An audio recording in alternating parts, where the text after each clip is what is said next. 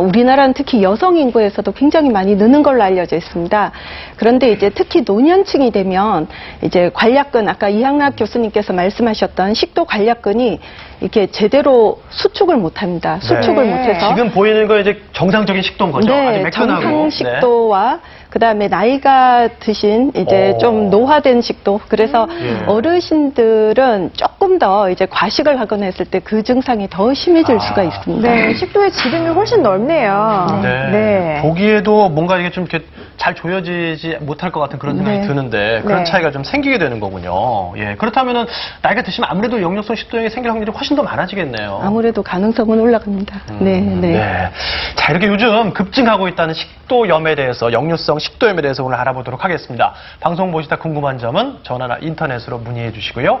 아마 비슷한 증상을 느끼시는 분들이 많기 때문에 궁금하신 점도 많을 것 같습니다. 네, 그러면 오늘 식도염에 대해서 본격적으로 알아보기 이전에 먼저 지피지기면 백전백승이다 이런 얘기도 있잖아요. 식도가 뭔지 한번 화면으로 제대로 알아보겠습니다. 지름 2cm에 길이 25cm의 식도. 음식이 위까지 도달하는데 걸리는 시간이 9초밖에 걸리지 않는데요. 이를 위해 근육도 잘 발달되어 있는 식도. 보다시피 식도 표면 세포도 아주 두꺼운 층으로 이루어져 있는데 이유는 여러 가지 자극에 잘 견뎌야 하기 때문입니다.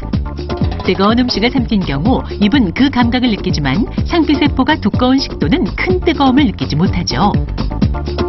식도의 두 번째 주된 기능은 내용물의 역류를 방지하는 것. 식도는 근육이 잘 발달되어 있는 기관인데요. 식도의 위아래 끝부분에는 돌림 근육이 발달되어 있어 조임근의 기능을 합니다. 음식물이 위로 들어가는 경우는 열리지만 평상시엔 식도로 올라가는 걸 막는 기능을 하는데요. 이런 식도에도 질병이 발생할 수 있습니다. 조임근이 제대로 기능을 이행하지 못해 위액이 역류하여 역류성 식도염에 걸리게 되는 것인데요. 흔치 않지만 세균 감염에 의해 식도염이 발생할 수 있습니다. 하지만 그중에서도 우리가 식도염에 걸리는 주된 원인은 바로 자극적인 음식과 불규칙한 식사 습관 때문이라는 사실. 모든 음식이 만나는 기관, 식도. 이제 식도에 대해 정확히 알았으니 식도염도 단숨에 극복해보는 건 어떨까요? 그러니까 이 식도라는 것은 입에서 위까지 가는데 단 9초. 저같이 키가 큰 사람은 한 10초 걸리겠지요.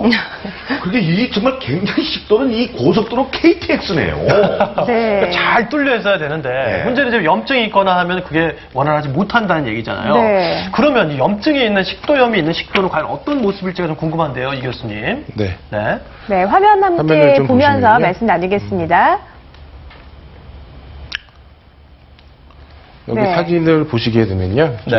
저희가 위와 식도 만나는 부분입니다. 그래서 동그랗게 라인이 보이시죠? 근데 6시 방향 쪽에 보시면은 이렇게 위쪽으로 빨갛게 염증이 있거든요. 저게 가장 전형적인 역류성 식도염 내시경 사진입니다. 상처가 난 듯한 모습이죠. 그렇죠. 이것도 마찬가지고요. 심하신데요? 이 부분은 더 심하신 분이거든요. 약간 식도가 좀 좁아져 있고요.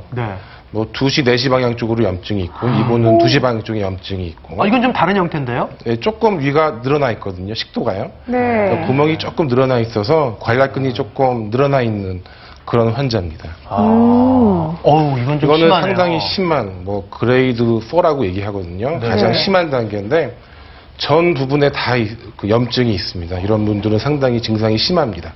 이번 경우는 또 다르네요. 좀 작은데요? 이거는 아주 우리가 미세 병변이라고 하거든요. 그래서 아주 미세하게 자세히 이제 보시면은 염증이 있는 그런 사진이십니다. 이렇게 식도염의 형태도 다양하고 원인도 많을 텐데. 근데 문제는 이제 식도염을 방치하면은 잘못하면 또 식도 궤양이 생길 수도 있다. 그러면 상당히 위험해지는 거 아닌가요, 교수님? 그 식도 궤양이라는 게요. 원래 위산이란 거는 위에 있게 되면은 문제가 안 되는데 식도로 오게 되면은 식도 점막에 손상을 줍니다. 그래서 염증도 생기고 심한 경우는 파이게 되죠. 그래서 궤양도 생기고요.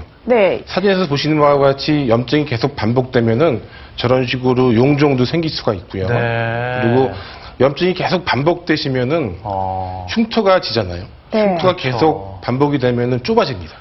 근데 저렇게 용종이나 궤양이 생기면 사실 그 음식물을 삼키기도 좀 어렵지 않을까요? 아주 심한 경우, 그러니까 좁아지는 경우에는요. 식사를 하면은 명치에 음식이 걸리는 경우가 있습니다. 그러면은 식사도 잘 못하시고 어떤 경우는 그런 음식